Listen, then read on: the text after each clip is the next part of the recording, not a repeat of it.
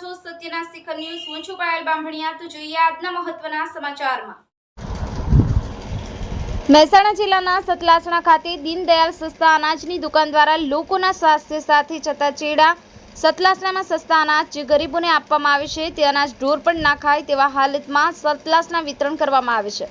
પ્રવીણચંદ્ર મગનભાઈ પરમાર જે વર્ષોથી દીનદયાળની સસ્તા અનાજનું વિતરણ કરે છે, તેમાં સતલાસણાના ગ્રાહક તારીખ 28/4/2024ના રોજ કંટ્રોલ લેવા ગયા હતા, પરંતુ સરકારશ્રી દ્વારા આપવામાં આવતું અનાજ બિલકુલ કંડમ હાલતમાં તથા બિલકુલ સડેલું તથા એકદમ કચરાવાળું આપવામાં આવે છે।